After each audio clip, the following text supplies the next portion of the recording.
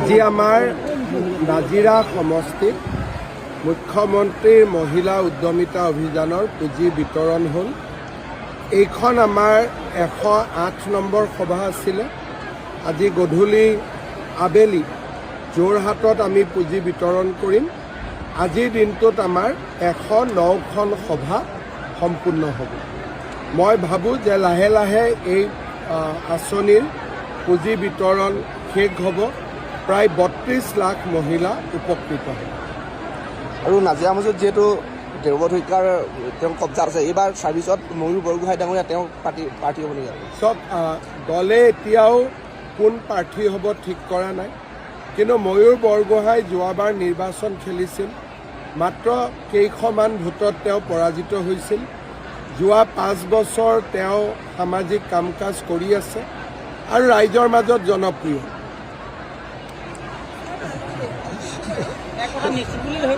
নিশ্চিত বুলি ধৰিব পাৰি নেকি?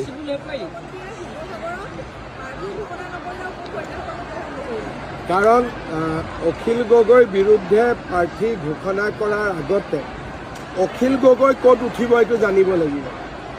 বহুতে কৈ আছে এইবাৰ অখিল গগৈ ধুবুৰীৰ ফালেহে উঠিব বুলি।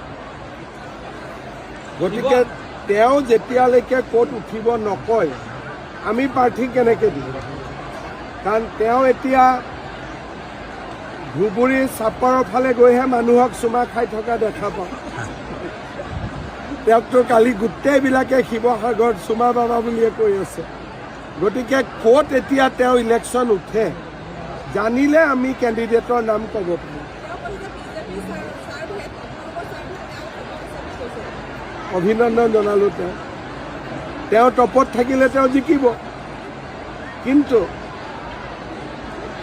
কালি মই মহিলাৰ মিটিংখন দেখি মোৰতো নালাগিলে তেওঁ টপত আছে বুলি। নাজিৰাত ময়ূৰ বৰগোহাঁই প্ৰায় নিশ্চিত নেকি? মই যিখিনি ক'ব লাগে ক'লোঁ, তাৰ পৰা আপোনালোকে উলিয়াই লওক। আৰু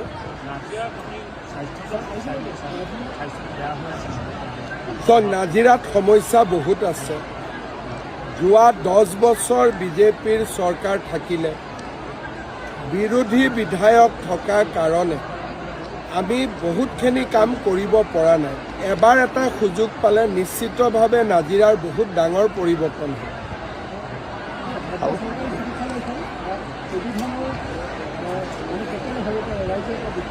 মই খবৰ লৈ ক'ব লাগিব, মই সুধি দিম। ময়ূৰীয়া কৈ দিব আপোনালোকে।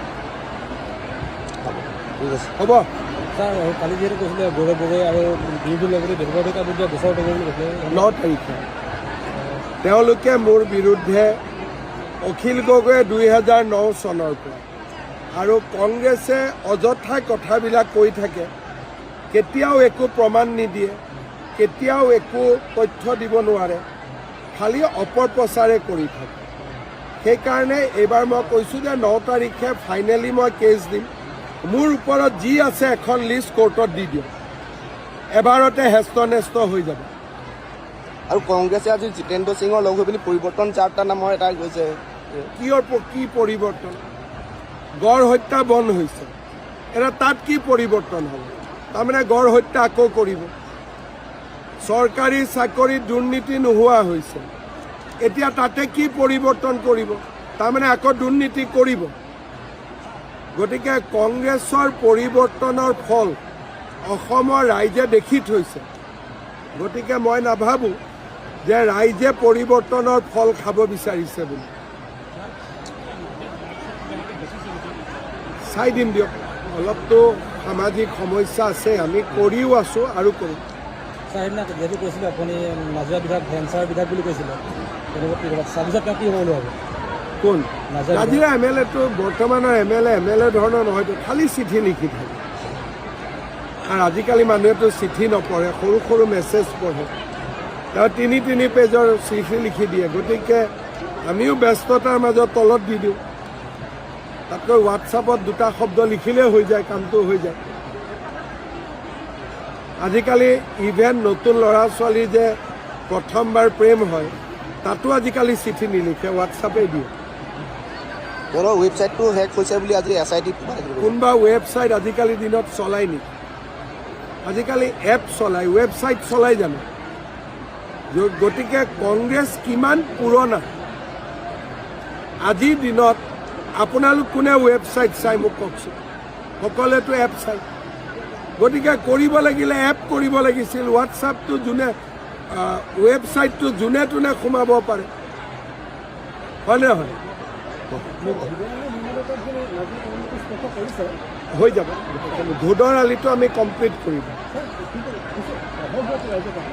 বহল লাগে ঠিক মই চাওঁ যদি হাইৱেক দিব পাৰি ঘোদৰ আলিটো তেতিয়া বহুতখিনি সুবিধা হৈ যাব